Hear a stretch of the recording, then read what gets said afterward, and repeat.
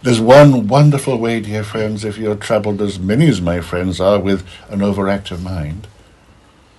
And that's not a judgment. You don't have to make yourself wrong for that. But first of all, an overactive mind can be a symptom of a hungry soul. It's like when you're physically hungry, you can become a little bit moody and grumpy or tired or whatever it is. The moment you give yourself the food, everything is quiet. So an overactive mind can be a symptom of a hungry soul. That's the time to say, okay, my mind is busy. It's telling me there's a hunger in me. What is the hunger in my soul? And with a fully enriched, satisfied inner life, the mind is quiet.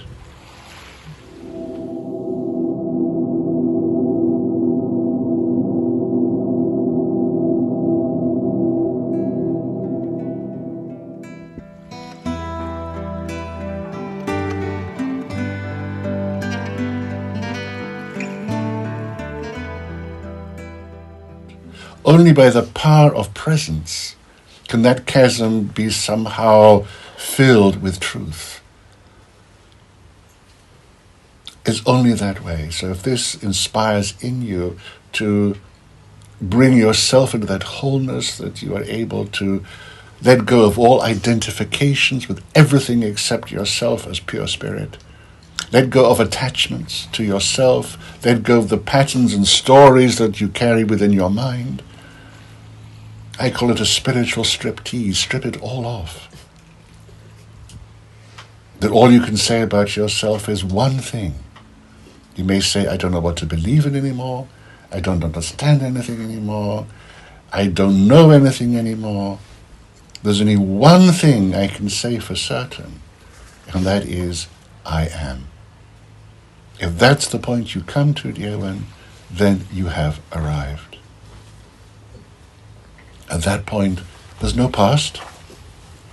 It's a kind of spiritual amnesia.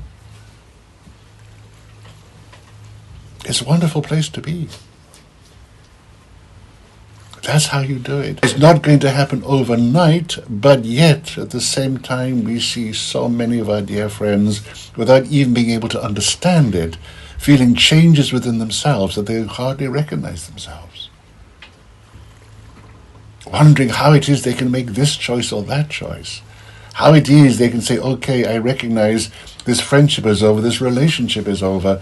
I need space now, I need quiet, I need silence.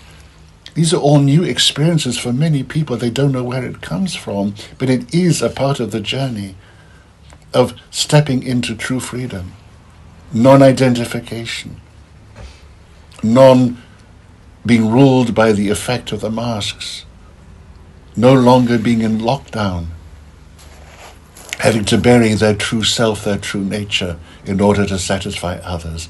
No. It's stepping out, not caring about the others in the sense of what they will think or do, but just knowing that you are happy because you're at peace. And the presence that is you, not your presence, because it's never personal, but the presence that is the you, the I am that you are, that it goes wherever you are, it never switches off. Once it's activated, it never switches off. There's nothing you have to do to maintain it, to strengthen it. There's nothing you have to do to improve it. It cannot be improved. It's absolutely perfect as it is. That's how you fill the chasm. Little by little, incrementally, as more and more people recognize what presence does to them, makes them feel better, because it reflects back also a truth about themselves that maybe they've never heard or felt before. It is without effort that it works. Imagine having a car that you never have to fill with petrol, you never have to take to the station, it never has to be repaired. It just runs and runs and runs and runs.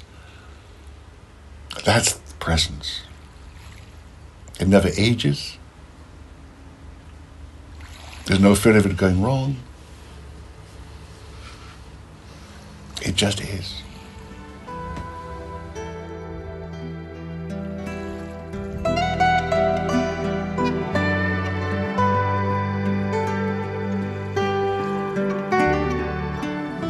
The mind doesn't understand. The mind doesn't understand oneness. The mind doesn't understand peace, which is why you have the expression, the peace which passes all understanding. The mind has no part in this story. I'm not addressing your mind, dear one. Let go of the need to understand, because then you will freeze where you are. You cannot move forward. That's like trying to drive a car with the brakes on. You just damage the engine. Let it be revealed in you. It'll be revealed in you when you no longer try to understand anything. In the absence of mind, it is in you. You believe in it because it's in you. Therefore, show it. Show it through the radiance of your peace. There's nothing to be understood, dear one. There's nothing to be improved upon.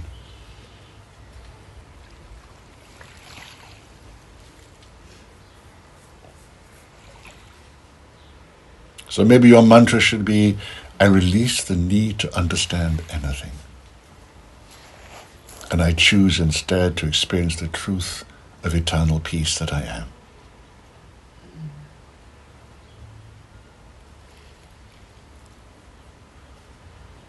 There's one wonderful way, dear friends, if you're troubled as many as my friends are with an overactive mind.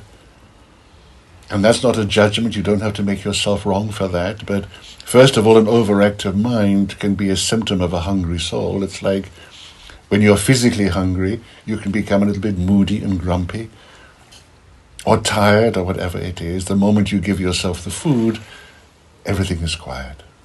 So an overactive mind can be a symptom of a hungry soul. That's the time to say, okay, my mind is busy. It's telling me there's a hunger in me. What is the hunger in my soul? And with a fully enriched, satisfied inner life, the mind is quiet. Because what is going to satisfy the inner life is truth. Truth quietens the mind, because the mind can have no argument against the truth. The sun is round. Is your mind going to question that? It can't fight against that reality. It's the truth. What's the point in going into debate about, well, what shape is the sun? It's a waste of time.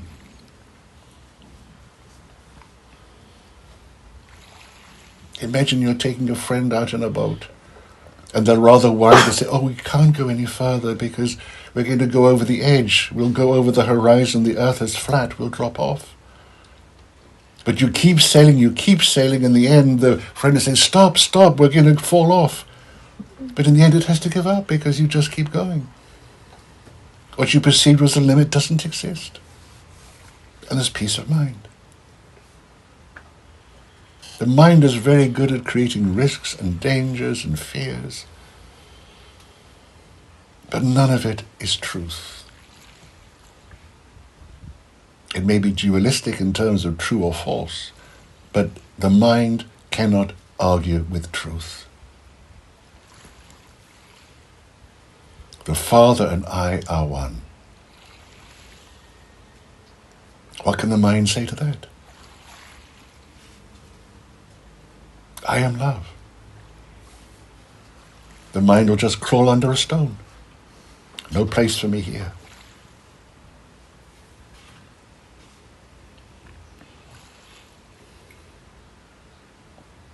The vision, dear one, that you had of heaven on earth, or the belief in it, let it be a vision for you.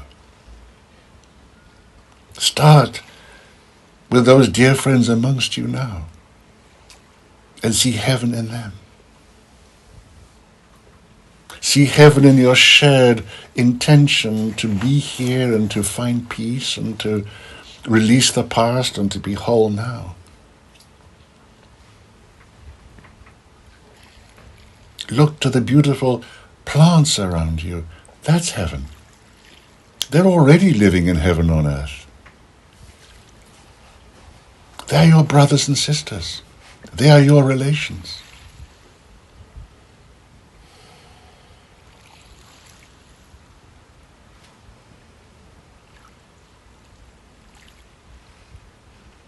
What was it the Master Jesus said about the birds of the air and the lilies of the field? They sow not, nor do they weep, nor do they weave, but they're whole.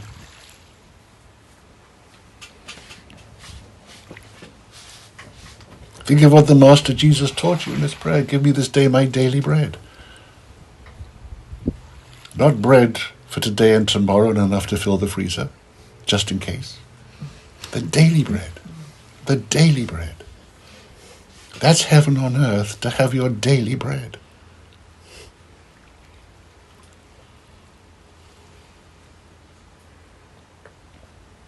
The color of the sea. See God in that.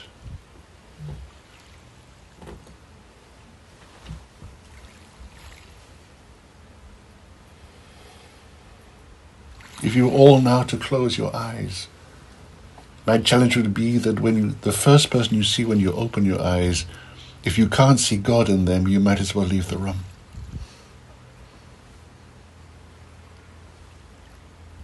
And stop searching. It's here with you now.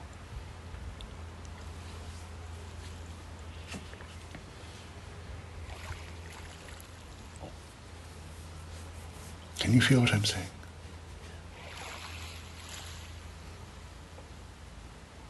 You have in another tradition that wonderful greeting that many people say very quickly without really knowing what they're saying, Namaste. If with every person you greet, you were to be fully present and say, the God within me honors and salutes the God within you, and that we are one in that Spirit of God. If you were to say that with presence, what a difference that would be. Even when you say goodbye, goodbye you say very casually. But why not say with absolute presence and awareness, God be with you. Goodbye is God be with you.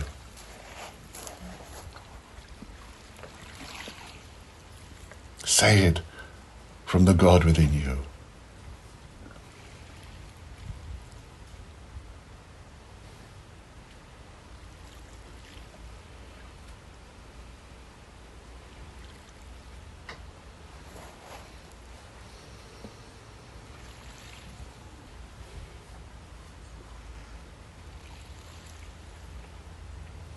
Just allow yourselves, dear ones, a little moment to digest what I have just said. As you know, I don't have a physical eye. I cannot see the physical form. It wouldn't tell me anything anyway. But I do see in each one of you a little bit of a shift taking place.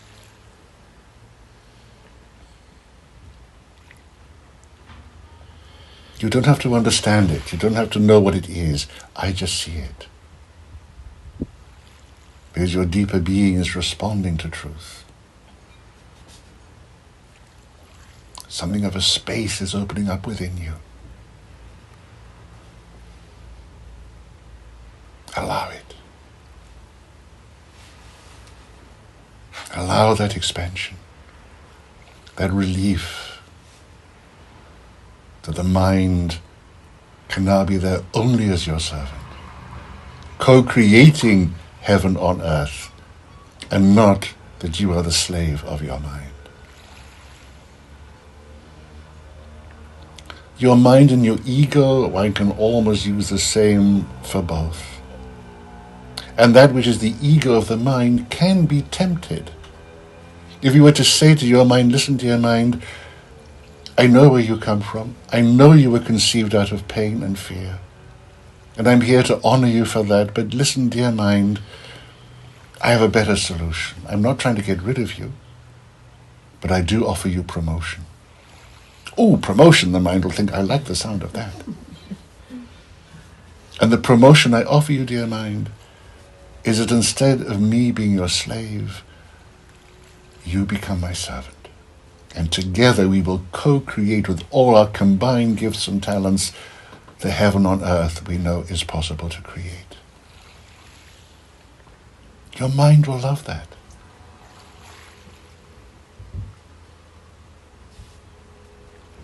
You know how in a classroom of gifted children, if they're not satisfied, if they get bored, they become disruptive.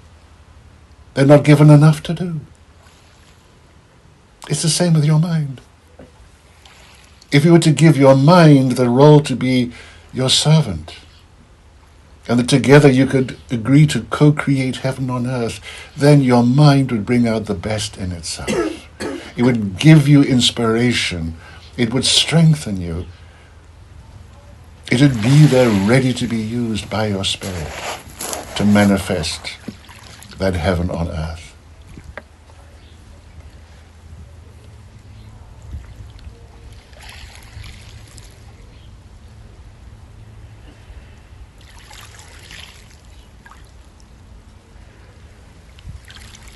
So reflect upon that, Petra. What a change that would be if your mind worked only as a co-creator with your spirit to bring about heaven on earth. Things would change very quickly.